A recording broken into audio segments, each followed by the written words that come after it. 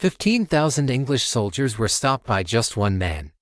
This isn't a scene from a fantasy movie, it's a real event from one of history's most insane years, 1066. This is the story of the Battle of Stamford Bridge, a clash so epic it feels like it was ripped straight from the pages of a saga. So, let's set the scene. The year is 1066, and England is in chaos. The king, Edward the Confessor, has just died without a clear heir. This created a massive power vacuum, and like sharks smelling blood in the water, powerful men from all over Europe decided they wanted the English crown. The main contender was Harold Godwinson, the most powerful earl in England. The English council, the Witnagement, quickly crowned him King Harold II. But his crown sat very uneasily on his head. Why? Because two other major players were warming up on the sidelines. First, there was William, the Duke of Normandy over in France. He claimed that the previous king, Edward, had promised him the throne years ago. William started gathering a massive fleet and army, preparing for a full-scale invasion of southern England. This is the invasion everyone remembers, the one that led to the Battle of Hastings. But we're not there yet. Because there was another threat, one coming from the north. This was Harald Hardrada, the king of Norway. His name literally means hard ruler, and this guy was the real deal. He was a legendary Viking warrior who had fought as a mercenary across Europe, served in the elite Varangian Guard of the Byzantine Emperor in Constantinople, and had carved out a kingdom for himself through pure grit and brutality. Hardrada's claim to the throne was a bit complicated, based on an old agreement between a previous English king and a previous Norwegian king. But for a man like Hardrada, any excuse was a good excuse for a glorious war. And he wasn't coming alone. He teamed up with a very surprising ally, Tostig Godwinson. Yes, that's right, King Harold of England's own brother. Tostig was a disgruntled English earl who had been exiled by his own brother a year earlier. Full of bitterness and a desire for revenge, he sailed to Norway and convinced Hardrada that England was ripe for the taking. He promised that the people of northern England, who had once been under his rule, would rise up and join their cause. So, in September of 1066, while King Harold was in the south of England, anxiously watching the coast for William of Normandy's fleet, a storm of a different kind was brewing in the north. Hardrada and Tostig sailed across the North Sea with an immense fleet of around 300 longships and an army of about 15,000 Vikings. This was one of the last great Viking invasions in history. They landed near the city of York, the most important city in northern England. The local English earls, Edwin and Mercar, were brave but unprepared. They hastily gathered their own forces and met the Viking army at the Battle of Fulford on September 20th. It was a complete disaster for the English. The Vikings, led by the battle-hardened and Hardrada, completely overwhelmed them. The English army was shattered, and the city of York surrendered to the invaders. Back down south, King Harold got the terrible news. He was in an impossible position. William's invasion fleet was still ready to sail any day, but now a massive Viking army had conquered the north. He had to make a choice. Leaving the south undefended was a huge risk, but he couldn't just let Hardrada take over half his kingdom. So Harold did something truly remarkable. He gathered his elite housecarls, his personal army of professional, battle-hardened soldiers and the local militias, and he marched. And when I say he marched, I mean he force-marched his army nearly 200 miles north in just 4 days. That's an average of almost 50 miles a day, on foot, wearing armor and carrying weapons. It's one of the most incredible feats of military logistics and endurance in medieval history. The Vikings, meanwhile, were feeling pretty good about themselves. After their victory at Fulford, they had moved their army to a place called Stamford Bridge, a few miles east of York.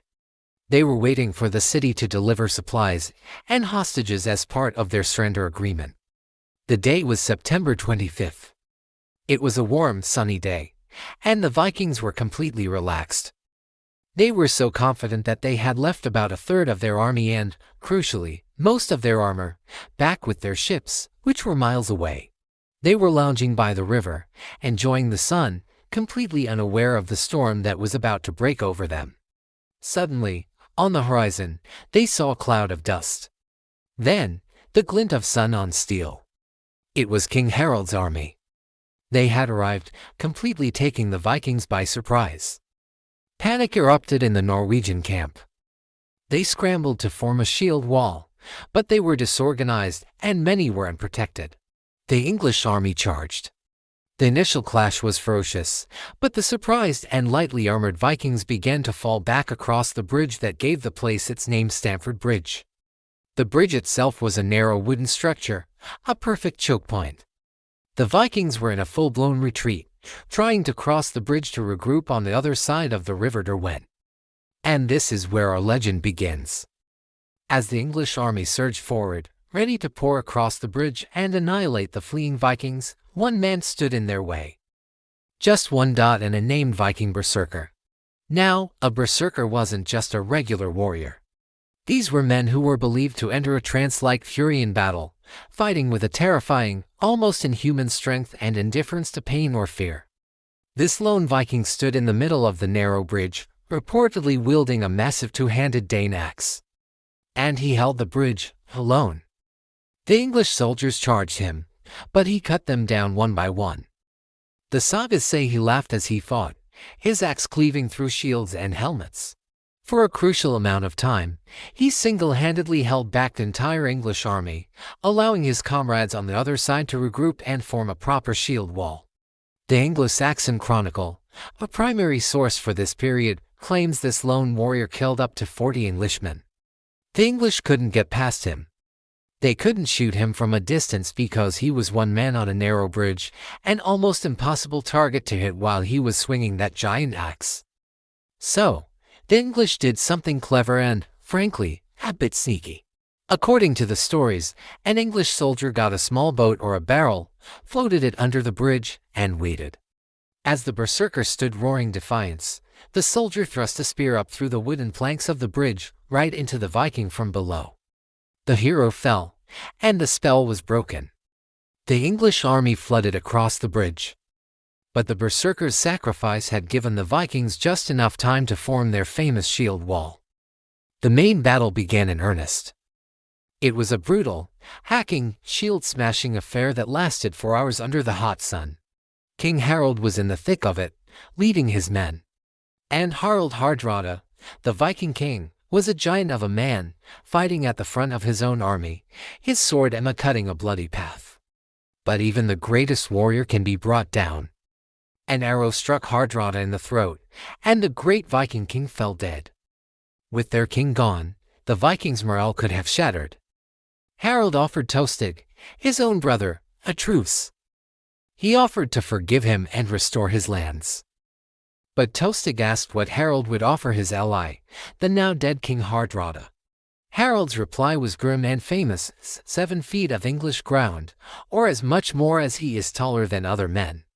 There would be no surrender. Tostig picked up Hardrada's banner and led the charge. The battle raged on. But the Vikings were now leaderless and outnumbered. Finally, the reinforcements from the ships arrived, but they were exhausted from running for miles in full armor. They threw themselves into the fight in a final, desperate charge known as Storm, but it was too little, too late.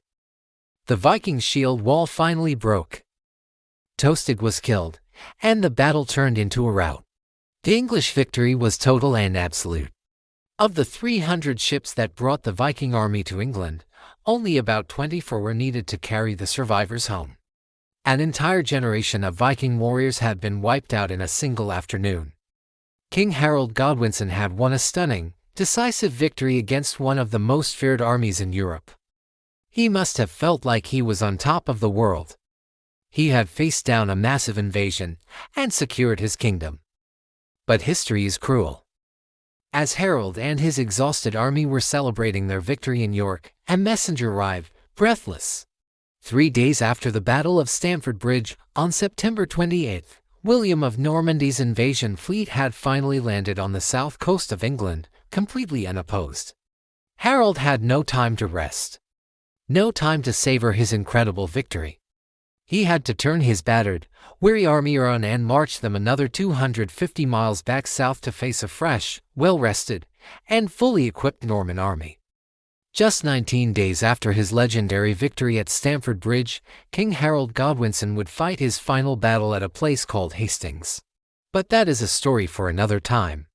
The Battle of Stamford Bridge remains one of the most dramatic and brutal battles in English history, a testament to the incredible toughness of medieval soldiers and the unforgettable last stand of a lone Viking hero on a wooden bridge. Thanks for watching. If you enjoyed this dive into history, make sure to like this video and subscribe for more epic stories. See you next time.